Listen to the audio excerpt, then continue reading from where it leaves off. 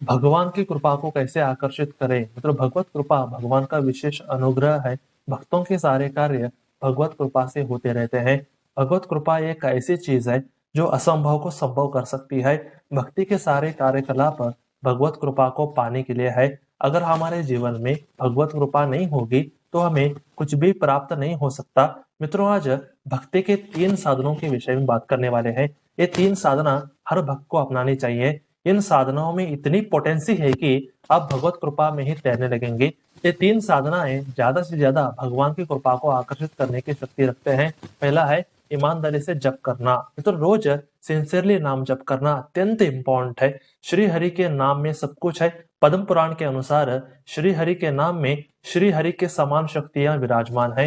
रामचरितमानस में स्वयं भगवान श्री राम कहते हैं कि जो मेरा नाम लेता है वो मुझे अत्यंत प्रिय है। श्री हरि के नाम में कृपा शक्ति विराजमान है। जो रोज सिंसियरली हरि नाम जपता है वो अपनी कल्पनाओं से भी ज्यादा भगवत कृपा को आकर्षित करता है। मूर्ख लोग जन्म जन्म तक योग ज्ञान करके भी एक बूंद भी भगवान की कृपा को आकर्षित नहीं कर पाते, पर हरिभक्त रोज नाम जप करके इतनी कृपा बटोर लेते हैं कि सिर्फ 40 साल में वे परफेक्शन, सिद्धियां, शांति, सुख, आनंद, भगवत प्रेम, समाधि आदि को प्राप्त कर लेते हैं। हरिनाम ज्यादा से ज्यादा कृपा को आकर्षित करता है, इसलिए आप साधक जन रोज सिंसियरली नाम जप करें। दूसरा है सत्संग करना। मतलब सत्संग का मतलब है प्रामाणिक गुरु या भक्तों का संग करना। जब भी हम सत्संग में हरि कथा या हरि के भक्तों की कथा श्रवण करते हैं तो हमें अमोघ बल प्राप्त होता है।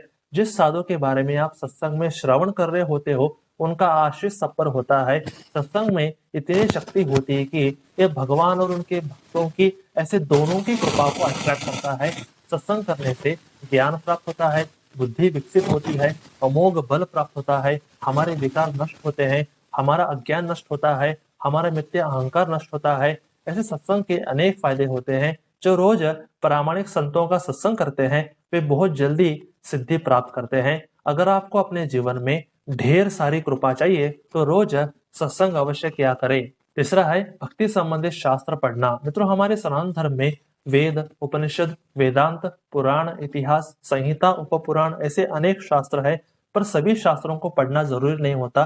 केवल उन्हीं शास्त्रों को पढ़ना चाहिए जहाँ हरि भक्ति का उल्लेख मिलता है। पद्म पुराण में स्वयं शिव जी कहते हैं कि जिस शास्त्र में श्री हरि को श्रेष्ठ बतलाया गया है सिर्फ उन्हीं को पढ़ना चाहिए। और स्कंद पुराण में भी शिव जी कहते हैं कि हे कार्तिकेय, जिस पुराणों में श्री हरि को श्रेष्ठ बतलाया गया है सिर्फ उन्हीं को पढ़ना चाहिए। ऐसे शिवजी तक के देवता कहते हैं कि सिर्फ हरि भक्ति के शास्त्र प्रामाणिक हैं। जब भी हम हरि भक्ति से संबंधित शास्त्र पढ़ते हैं तो श्री हरि की डायरेक्ट कृपा प्राप्त होती है। शास्त्रों में श्री हरि के और उनके भक्तों की लीलाएं होती हैं और इसके साथ साथ बहुत सारे टीचिंग्स भी होते हैं। भगवान और उनके भक्तों की कथा पढ़ने से भगवान और भक्त ऐसे दोनों की कृपा प्राप्त होती है। इसलिए आप सभी को रोज आधा घंटा तो शास्त्र पढ़ना चाहिए। मित्रों, ये 3 साधनाएं हैं, इनमें इतनी पोटेंसी है कि ये आपका काया पलट कर सकते हैं।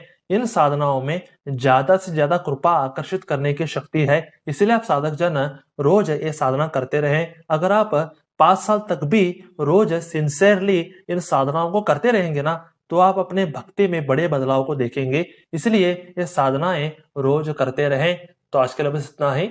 हरे कृष्णा।